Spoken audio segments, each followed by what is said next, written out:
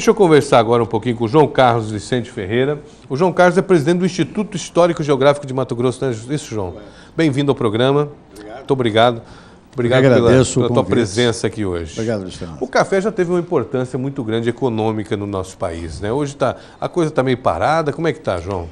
Não, o café ainda tem uma importância muito grande nas divisas comerciais, de exportação. E ocorreram alguns focos, algumas regiões tradicionais, onde o café se desenvolveu mais. No início, aqui no Brasil, da produção que fez assim os chamados barões do café, foi no Rio de Janeiro e São Paulo. Eles, inclusive, dominavam politicamente o país no período do Império, né? Que foi um período que durou aí pelo menos 60 a 80 anos, esse domínio político e econômico do café em São Paulo. Em Mato Grosso, como é que foi a história do café? Como é que a importância dele para a nossa economia, para a nossa história? Pois é, em Mato Grosso, o café ele nunca ocupou um papel de destaque na economia, mas ele tem uma importância, né? Ele começou, basicamente, aqui com a própria entrada do café no Brasil, que foi no começo do século XX, em torno de 1820, 1830, foi quando o café ele começou a se desenvolver de uma forma mais intensa nos estados de São Paulo, Minas, Rio de Janeiro. Só que ainda no final do século XIX, o café já começou a vir para cá. Então, as casas, os fundos, os quintais, as propriedades agrícolas, elas sempre tiveram seus pés de café, o plantio de café, mas era para consumo próprio, né?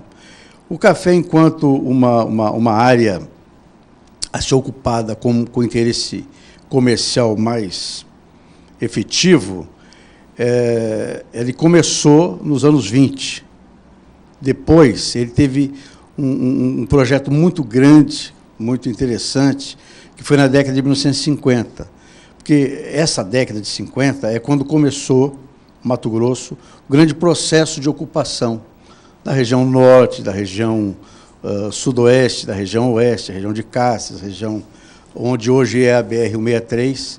Teve ali um grupo de japoneses, onde hoje é a região ali de Sinop, Santa Rita do Trivelato, de japoneses num lugar chamado Rio Ferro, colonizadora Rio Ferro.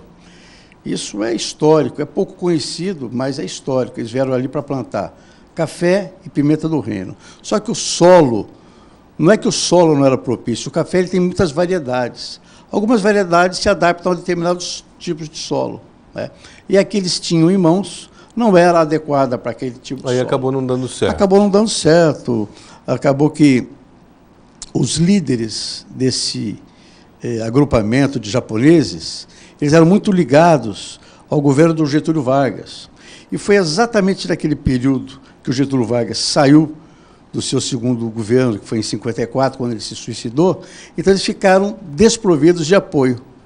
Aí houve um desmanche, digamos assim, dessa colonização da região do Rio Ferro, mas a maioria dos japoneses e descendentes de japoneses que ocuparam aquele espaço e ajudaram a construir ruas, estradas, enfim, abriram aquela região, a grande parte deles moram aqui em Cuiabá, Várzea Grande, trouxeram as suas culturas, hábitos alimentares. Acabou interferindo dessa maneira. Hoje o café ele é muito plantado, digamos assim, na região norte. Nova Bandeirantes, Alta Floresta, essa região norte. Ainda há uma cultura Juara, extensiva. a cultura do café, e eles estão aumentando com pesquisas científicas em novas variedades, enfim, o café está ocupando um espaço muito bom em Mato Grosso, assim como começou tudo aqui, a soja, a pecuária,